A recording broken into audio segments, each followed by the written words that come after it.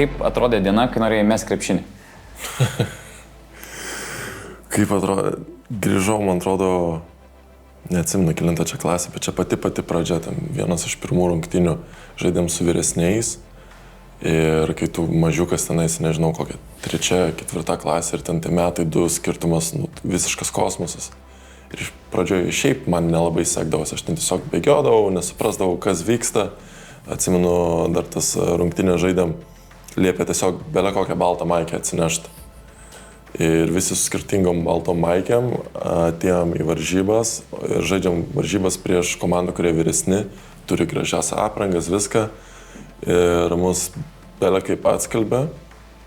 Ir tiesiog atsimenu, sekantį ir dar kitą treniruotę, toksai nesupranti kam, draugai po pamokų eina pažaist, sėda prie kompo, tu grįžti namo, reikia namų darbus padaryti. Sakot, padaryk namų darbus ir tada į treniruotę išleisi.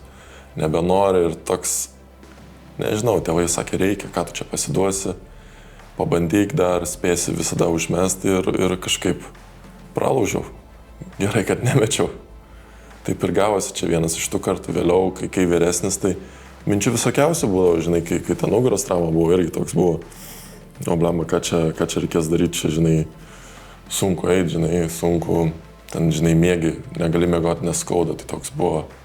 Čia viskas, žinai, kol neatsirado tinkami daktarai, kol žmonės neatsirado, bet ta mintis tokia nebuvo, kad tikrai pasiduosiu. Tiesiog jin kažkur pašoniai svyravo, kad čia, gal aš jau nebežaisiu krepšinį, gal čia jau negalėsiu to daryti, negalėsiu to, bet turėjau gerus žmonės aplinkui. Tadas Bulotas irgi padėjo, geri pavyzdžiai žmonių buvo, kurie atsistatė, tai taip ir ta mintis taip rimtai prie manęs nepriėjo.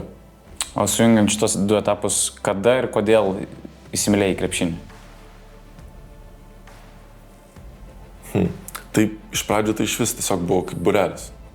Mama nuvedė kaip į būrelį, kad namuose nesėdėčiau, kad sportuočiau, žinai, kad būčiau sveikas.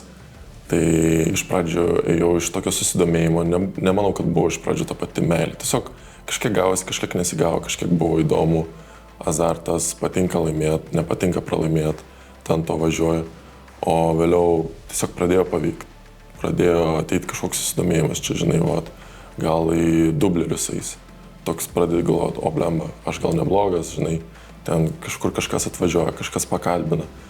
Ir laimė rungtynės, žinai, gerai sekėsi. Kažkur tam moksleivių lygoje kažkoks titulas, kažkokia taurė ir tas azartas ir ta meilė atsirado ir viskas, tiesiog patinka laimėti. O koks Marekas Blaževičius yra, kai jis pralaimi? Koks jis yra po pralaimėjimo? Kaip atrodo tas vakaras, naktis, kita diena? Tai irgi čia galima, prieš kelis metus tai visiškai kitoks buvau, dabar suprantu, kad tai dienai buvo įprastesnis, viskas, tu nieko nebepakeisti, negali savęs graužti. Tu gali grįžti namo, ką geriausiai gali, tai tiesiog paleisti. Gerai, gali rungtynės peržiūrėti, tą dažnai darau, peržiūriu visas rungtynės, tada supranti iš šono, kokias klaidas padarai, kaip kas ir kitą dieną atsikeli ir eini dirbi. Žinai, kur ką geriau padaryti, ar tave apžaidė taktiškai, kad tau neužtenka žinių, ar tu buvai išsiblaškęs, ar tave tiesiog apbėgo, apšoko, tada eini irgi dirbi ant to. Tai tiesiog supranti, kartais bus dienų, kai tu būsi prastesnis, bet ir tas yra gerai, nes toks būna reality čekas tave sugrąžina. Nes jeigu bus labai gera didelė atkarpa, pradėsi galvoti, kad esi geras, tai tų pralaimėjimų reikia, kad suprastum ir dirbtum toliau. O taikai tokia kaip ir taisyklė ar filosofija šiaip ir gyvenime, tarkim, po kažkokių asmeninių nesėkmių, po sunkesnių dienų, nežinau, po konfliktų, po dienų, kai jautiesi prastai, tarkim? Niekada ne per žemai, niekada ne per aukštai. Visada išlaikai. Tai aišku, artimieji gal dažnai man pasako, kad aš nemoku džiaugtis ten. Kažkokie geri įvykiai ir aš toks bandau išlikti ramus, bet tada, kai būna irgi kažkas blogo, tai nėra, kad man gyvenimas griūna, aš irgi išlieku ramus, suprantu, kad praeis, išsispręsi, susitvarkysi, tai aš manau, mano ta filosofija galbūt nėra įdomiausia žmonėm aplinkui, su manim būt, bet ji man padeda tobulėti ir eiti į priekį. Kas dabar tau teikia didžiausią džiaugsmą krepšinėje? Galimybė būti rinktiniai, naujas etapas Turkijai, nauji iššūkiai, pirmą kartą esu su vyro rinktinės stovykloje. Viskas nauja, nežinai kaip kas vyksta, kovosiu dėl vietos irgi 12. Viskas įdomu, viskas nauja, tada važiuosiu į Turkiją po rinktinės, irgi į naują vietą, naują šalį, naują lygą, naujas iššūkis. Tiesiog tos visos įdomybės ir ta nežinomybė irgi sutikė tokį motivaciją, sakykime. Nenori sustoti vietoj.